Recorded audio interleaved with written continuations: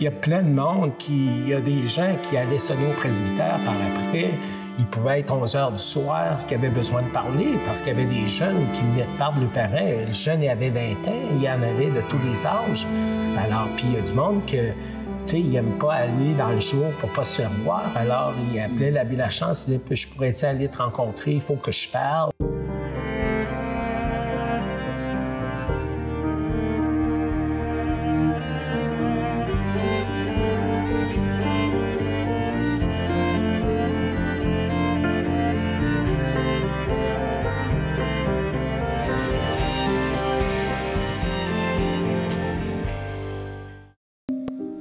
Le 13 octobre 1997, un autobus plonge dans un ravin dans la côte des Éboulements, dans la région de Charlevoix. Sur les lieux de l'accident, les premiers secouristes découvrent une scène qu'ils ne sont pas prêts d'oublier. Les corps de 30 femmes et de 14 hommes gisent parmi les débris. Membres du Club de l'Âge d'or de la petite municipalité de Saint-Bernard-de-Beauce, ils participaient à une excursion qu'ils attendaient avec hâte. Il n'y a pas une famille de l'endroit qui n'est pas touchée. Dans les jours suivants, les citoyens de Saint-Bernard vont devoir traverser non sans peine cette épreuve qui les marquera pour toujours et laissera des traces à tout jamais dans leur existence. Un drame à l'échelle du pays à l'époque et encore, de nos jours, une profonde cicatrice pour les villageois. Ça fait près d'un quart de siècle, mais on n'est pas prêt d'oublier cette terrible tragédie. 43 victimes qui reposent dans le petit cimetière de Saint-Bernard-de-Beauce. Le temps a passé, la vie suit son cours, mais évidemment, la déchirure a laissé des traces. Michel Leblond, bedeau à Saint-Bernard-de-Beauce depuis plus de 27 ans, mon invité aujourd'hui, porte toujours le poids du souvenir. Merci beaucoup de nous permettre, d'une certaine manière, de revisiter ces moments, même si ce sont des moments dramatiques. Toujours difficile d'en parler malgré les ans? C'est différent. C'est des fois, on peut dire, mais c'est plus facile d'en parler aujourd'hui qu'il y a quand c'est arrivé. Oui. Mais c'est sûr que ça nous replonge toujours un peu dans... Oui. On va donc remonter dans le temps et peut-être, avant d'aborder évidemment là, cette déchirure-là, nous parler du village. Ça ressemblait à quoi Saint-Bernard à l'époque, avant évidemment la tragédie?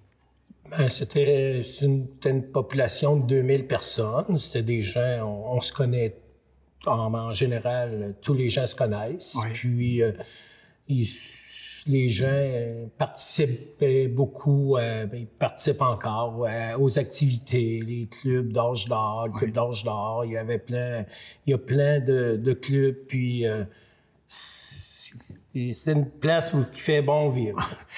Justement, en fait, c'est un voyage organisé par le Club de l'Âge d'or à l'époque pour, évidemment, une bonne partie là, de la population comme telle. Oui, c'était tous des gens de la place. C'était tout un voyage organisé c'était seulement des personnes de Saint-Bernard. Voilà. Et c'était fréquent, ce type d'activité-là? Oui, ils fêtaient souvent, ils partaient souvent des Noëls en automne, qu'on appelait, c'était un Noël en automne comme voyage. Ah oui? Puis, il y en avait...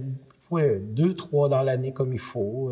Pas tout à des Noëls en automne, mais souvent des voyages organisés. Lundi, le 13 octobre, avant les événements comme tels, donc, l'autobus se rend devant l'église, les gens embarquent. Est-ce que vous êtes témoin de l'embarquement? Est-ce que vous êtes là? Moi, je suis pas là. Mais les autos sont stationnés sur le stationnement de l'église. Oui. Puis l'autobus est stationné, elle aussi, sur le stationnement, et le départ se fait là. Mm-hmm. Le curé du temps a rentré pour les saluer avant de partir. Oui. Est-ce que vous deviez participer à ce voyage-là ou quelqu'un de votre parenté? C'était supposé qu'est-ce qui avait arrivé. Le curé avait eu une offre pour faire le voyage avec l'organisatrice, était veuve, elle avait 2 billets. Oui. Il avait offert le voyage. Et ma mère, elle faisait tous les voyages de l'âge d'or, elle aimait ça. Et une de ses amies, elle l'a appelée pour faire le voyage. Et elle lui a dit, viendrais-tu faire le voyage à l'île aux Coudes? Ma mère a dit, oh non, Simone, j'y vais pas, la côte. J'ai pas aimé ça il y a 2 ans qu'on y est allé. Ah, parce que 2 ans auparavant, un même type d'excursion? Elle en faisait aussi avec d'autres paroisses aux alentours, mais elle n'a pas aimé cette côte-là quand elle y avait été. Et elle vivait avec moi. Alors, quand elle a raccroché, j'ai dit, maman, c'est quoi l'affaire? C'est un voyage de toute la place de Saint-Bernard, alors allez-y. Puis... l'abbé Lachance est arrivé, puis il lui a dit... le curé. Oui, il a dit... Madame Leblond, on va y aller ensemble. Michel, on ira toutes les 4, on va avoir du plaisir. Alors, la maman a dit, oh non, j'y vais pas. Elle n'y a pas été, c'est sa belle-sœur qui est allée à la place. Si votre mère avait dit oui? Je pense qu'on aurait embarqué peut-être. Il y aurait eu des grosses chances. Qu'est-ce qui se passe dans les heures qui, évidemment... suivre. À partir de quel moment apprenez-vous qu'il s'est passé quelque chose de terrible? C'est que on était partis aller pour souper chez des gens à Honfleur, des amis à Honfleur. Puis l'abbé Lachance, lui, quand il y avait, dans le temps, il n'y avait pas de téléphone cellulaire, c'était les pagettes. Oui. Alors, quand le monde appelait au presbytère, s'il y avait une urgence, c'était d'appeler le numéro, puis lui rappelait. Alors, à 2h30, l'abbé Lachance a reçu sur son pagette un numéro 514. Alors, il a dit, c'est qui? Montréal, je vais appeler. Non, c'était rien que pour les urgences. Quand le répondeur disait ça, quand il était au presbytère, c'était les urgences. Et c'était qui? Alors, c'était un journaliste qui appelait pour me demander à l'abbé Lachance si c'était bien... S'il y avait un autobus de Saint-Bernard qui était parti ce midi, alors il a dit ouvrez la TV à RDI, il vient d'arriver une tragédie. Alors là, l'abbé Lachance a dit on va retourner à Saint-Bernard parce que là, je pense que les familles vont avoir besoin de nous autres. Alors, on a parti, on a monté à Saint-Bernard. Nous autres, puis là, il y avait des camions, des journalistes qu'on voyait qui partaient du presbytère, mais il n'y avait pas de réponse. Nous autres, on arrivait. Oui. Puis, les journalistes étaient déjà arrivés sur place. Il y en a commencé, là, tu sais, un camion là, qui avait arrivé. On voyait le nom. Puis l'abbé Lachance a rentré dans le presbytère, puis là, il a dit « Restez au presbytère ». Puis moi, il avait ouvert le centre paroissial pour accueillir les familles. Là, alors, il est allé là. Nous autres, on est restés au presbytère pour répondre au téléphone, parce que là... Les gens appelaient à ce moment-là? Là, il y avait des gens qui appelaient aussi, puis là, il y en avait qui disaient savez-vous si papa et maman sont partis? Voyez-vous le char à papa et maman dans la cour? Parce qu'il y avait des parents qui partent des fois pour 2 jours. Ils disent pas tout le temps où c'est qu'ils partent. Alors là, il avait ouvert la salle pour que les familles puissent toutes se donner rendez-vous à la salle.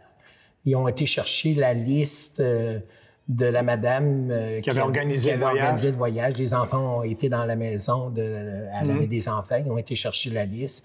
Là, ils ont affiché la liste. Puis, là, nous autres, moi, je suis dans le presbytère. Vous êtes dans le presbytère, OK. Moi, je suis pas... Mais le curé est parti, lui, on attend qu'il ait des nouvelles. À ce moment-là, on ne connaît pas encore l'identité des victimes, on ne sait pas combien il y en a, combien de blessés, tout ça, mais les gens sont paniqués. Là, ils se rassemblent, puis ils pleurent, puis là ça a été à 7h30 qu'ils ont dit qu'il y avait, disons, tant de survivants. Ils ont nommé les survivants.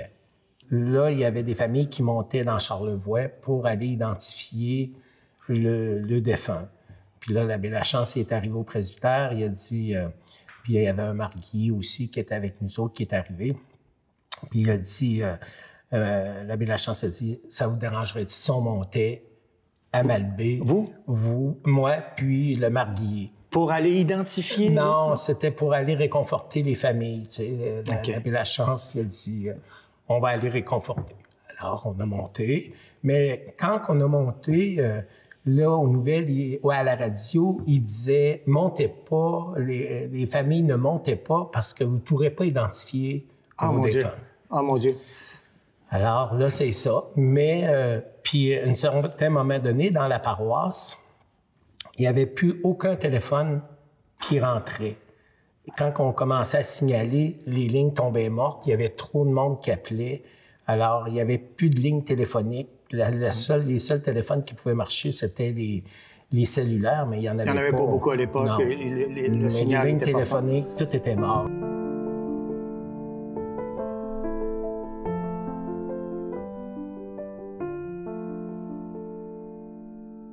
Monsieur Leblanc, on est devant, en fait, un monument, le mémorial, si on veut, des victimes de cette tragédie. C'est assez unique puisqu'on raconte, on écrit, autrement dit, en résumé, ce qui s'est passé, l'accident comme tel. On décrit la journée qu'ils sont partis au mois d'octobre, le 13 octobre, et il y avait le Club L'Âge d'Or, puis ils s'en allaient, ils avaient arrêté à l'Ange Gardien acheter une décoration de Noël puis ils devaient s'acheter chacun une étoile. Oui, c'est ce qui est écrit. Là. C'est ça. Chacun a maintenant son étoile. Le voyage continue. Le cœur plein de joie. Il est 13h50. L'autobus dans lequel prennent place nos voyageurs plonge dans un ravin. Je vous laisse poursuivre. Longeant la côte des éboulements, où paisiblement, la rivière du Seigneur. C'est la catastrophe. La pire tragédie routière du Canada vient de se produire. Parce que la rivière, c'était la rivière du Seigneur qu'elle s'appelait. Oui? Quand ils sont tombés dans la rivière, elle s'appelle la rivière du Seigneur. Ils sont morts dans la rivière, du Seigneur. Oui. C'était le jour de l'Action de grâce, lundi, le 13 octobre 1997, par une journée radieuse et ensoleillée, alors que la nature s'était parée de ses plus belles couleurs. Et ici, il y a tous les noms de ceux qui sont décédés. Ici, c'est les survivants qui ont... 4 seulement qui ont survécu. Donc, vous êtes à la Malbaie avec... oui, vous tentez de réconforter les quand on est proches. Arrivé, les familles sont toutes dans une salle, puis ils ont de la peine. Puis là, quand ils ont vu l'abbé Lachance, quand on est arrivé, là, ils ont dit « Marc-André, tu vas aller... va identifier nos parents. » L'abbé Lachance a monté, il est allé les identifier. Alors, moi, j'ai été, par après, donner les noms de filles parce que je connaissais, lui connaissait, disons, comme madame, telle, avec le nom du mari. Je sais que c'est pas facile pour vous de revenir sur ces événements-là malheureux. L'identification n'a pas été facile pour le curé, je pense. Non. Mais il avait dit à l'abbé Lachance, si vous identifiez un, ça en sera un. Mais les hommes, eux autres, ils n'avaient pas besoin de les identifier parce qu'ils y avait le portefeuille sur eux autres. Alors, les sacoches, eux autres, ils avaient parti, les madames. Puis là, ils étaient tous dans des sacs. Puis ils étaient avec le sang, puis tout. Ils n'étaient pas... Alors, il en a identifié beaucoup. Et il y en a beaucoup qui a identifié. Et je pense qu'il en restait peut-être 11 qui n'étaient pas identifiés. OK. Mais là, puis là, on est revenu. Vous avez quitté la Malbaie, vous êtes revenu donc dans la nuit. On est revenu dans la nuit. Du 13 au 14? Oui, il était comme rendu 2 heures. On a arrêté à l'hôpital en passant. Mais l'abbé Lachance, il a dit, je vais aller voir les blessés. Les blessés. Oui. À l'Enfant Jésus. Quand je suis arrivé sur le parking d'église, à 6h30, il y avait plein de camions de satellites. Puis là, les journalistes étaient débarqués. C'était impressionnant. Là. Il y avait rien de ça. Oui. J'imagine que pour les familles, ça devait être aussi très éprouvant. En plus, évidemment, de la perte de leurs proches, de gérer cet envahissement-là des journalistes. Quel a été votre rôle à ce moment-là, vous? Bien là, quand je suis arrivé, bien là, ils nous courent, hein? Ils courent après nous autres. Comment vous voyez l'avenir? Les familles ne sont pas là présentement, là, parce qu'il faut qu'ils aillent identifier les défunts qui sont rendus au cimetière Saint-Charles. Saint-Charles, c'est qu'on avait transporté les corps dans un camion réfrigéré jusqu'au cimetière de Saint-Charles à Québec. Oui. Et là, les familles ont pu identifier ceux qui n'avaient pas été identifiés. Ce qui est arrivé, c'est que là, les familles étaient, comme le rendez-vous était dans l'après-midi. Oui. Puis là, l'abbé Lachance, il est allé... Il est retourné? Oui, l'abbé Lachance, il a toujours été avec eux autres. Alors, il est allé, puis ils ont dit, vous allez repasser nos coups avant que les familles passent, pour essayer de trouver qui c'est, pour pas que les familles voient toutes ces personnes-là de façon plus défigurée. Mutilées, non? Alors, c'est ça. Alors, là, il a passé, puis là, il a été capable... Il avait été lavé, disons... Qu'est-ce qu'il pouvait montrer, là. Et après ça, les familles montaient à Saint-Bernard. Dans l'église Saint-Bernard, là, il y avait pour décider quelle sorte de funérailles qu'on était pour faire. Alors là, il y en a qui veulent faire qu'ils veulent rentrer les 43 cercueils dans l'église. On dit, là, moi, j'ai dit, on peut pas, les assurances, s'il arrive quelque chose. Alors, puis le prêtre qui anime la réunion, c'est le curé de Sainte-Marie qui est venu. Prêter main forte. Main forte. Puis l'abbé Lachance, il a dit, anime la réunion. Ça va être plus que moi, là. Il devait être épuisé aussi, l'abbé Lachance. Oui, mais tu sais, des fois, là, par un autre, des fois, c'est un certain recul. Oui. Alors, l'abbé Lachance, là, il a pris la parole, il a dit, on va faire 4 funérailles avec Eucharistie, puis... 4 funérailles regroupant 10 familles. On va regrouper, vous allez vous regrouper, les familles parentes ensemble, pour faire à peu près 10 cercueils. Oui. Tu sais, c'est presque tous des cercueils. Oui. Alors, c'est les familles qui se sont regroupées avec qui voulaient faire leur funérailles.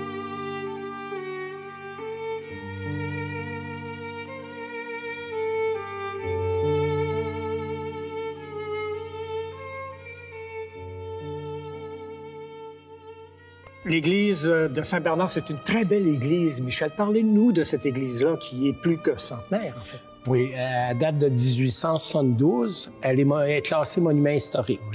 Elle a été repeinte en 1995 et la tragédie, elle est arrivée en 97. Elle venait d'être presque refaite, les couleurs d'origine. Même la balustrade, il avait remis la balustrade comme elle était dans le temps. Il n'y a rien à changer ici. Hein? Non, ça n'a pas changé. Oui. Parlez-nous de la croix qui est là, qui a joué un rôle important lors de la cérémonie, la première cérémonie. Oui, ça, c'était à la funéraille civique. C'est qu'on ne pouvait pas rentrer les cercueils. Alors, on avait décidé de faire cette croix-là pour représenter chaque défunt. Chaque défunt. Chaque défunt, c'était la croix. Et lors du geste qu'on faisait, on nommait les personnes, on allumait une chandelle et les familles...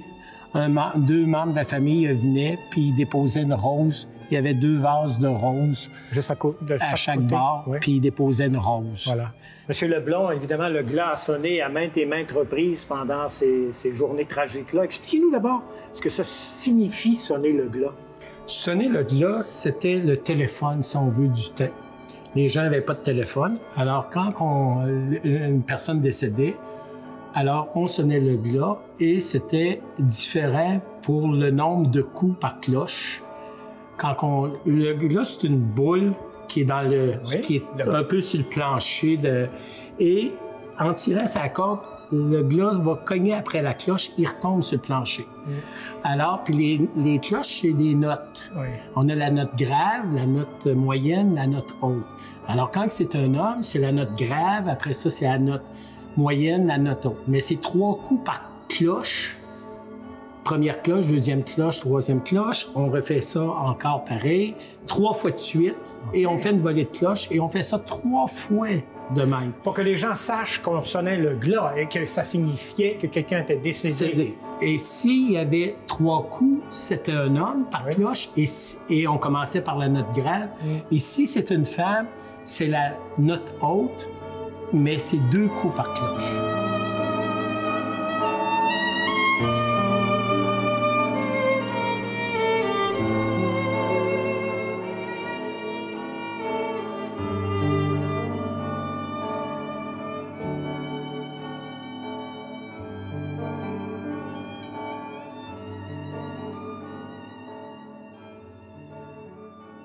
Les fax rentraient. Là, on n'avait pas de fax. On n'avait même pas de photocopieur dans le temps au presbytère. Ils ont été chercher un photocopieur. Je pense que c'est le groupe Parent qui était une maison de comptable. Puis là, on a rentré un fax. Là, les fax rentraient jour et nuit. Et on a sauté 3 fax. Le fax chauffait, ça rentrait jour et nuit. C'était partout dans le monde qui envoyait des messages de condoléances. Sympathie, de condoléances. C'est ça. Partout dans le monde. Oui, il y en avait on ne peut pas s'imaginer. C'était mondial. Je vous dis, il y a des places qu'on dit, mais mais il y en avait de partout. Là, l'abbé Lachance, il a dit, je pense qu'on n'a pas le choix de sais, de faire quelque chose pour les gens veulent voir, même la Malbaie, tu sais, qui est aussi à les éboulements, tu sais, tout le monde était sympathisé avec nous autres. C'est important pour tout le Québec aussi, dans le pays. On se sentait aussi concerné par cette tragédie-là. On partageait la peine, d'une certaine manière, de ces familles, même si on n'était pas de Saint-Bernard. Exactement. Quand j'ai sorti du presbytère, là, il est arrivé une madame puis un monsieur. Ils ont dit, Michel, on pourrait-tu te donner un coup de main? Ben, j'ai dit, il avait vanté beaucoup là, en fin de semaine. Puis il y avait des feuilles au 13 octobre. Au mois d'octobre. Alors, c'était tout tombé presque. Là, j'ai dit, allez, si vous voulez, allez ramasser des feuilles dans le cimetière, faites le ménage dans le cimetière. Alors, ils ont parti. Nous autres, on est allés à Sainte-Marie acheter les fleurs. Puis, quand on est revenu de midi, là, il y avait plein de monde dans le cimetière, une madame avec son tracteur qui a d'un bac, puis il y avait des souffleurs à feuilles. Le cimetière était tout nettoyé. Sans que vous demandiez aux gens de le faire? Non, c'est ça. Alors là, ils ont dit, Michel, qu'est-ce que tu veux qu'on fasse? On a fini. Ben là, j'ai dit, allez dîner, il est midi. Ils ont dit, non, on est...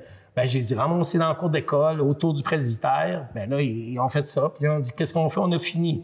Ben, j'ai dit, laver les portes d'église, les fenêtres au-dessus, puis il y en a qui ont lavé les bains d'église. C'est que les gens, évidemment, se sentaient, non pas obligés, mais étaient disposés à faire ça. Puis tout le monde était... je vous dirais, là, quand on a vécu ça, là, cette semaine-là, puis les semaines après, là, c'est le ciel qu'on a vécu. D'une certaine manière, oui. Tout le monde s'aimait.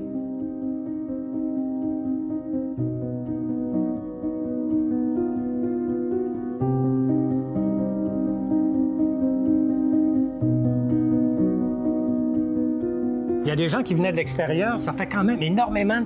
La population a augmenté. Il y a sûrement du monde qui ont resté proches.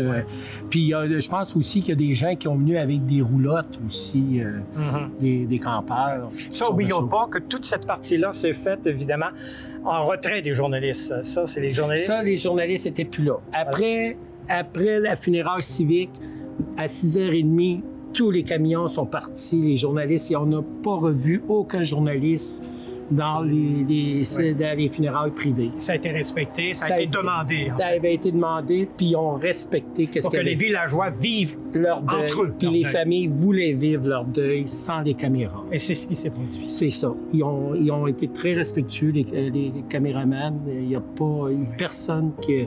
On n'a pas vu aucune caméra.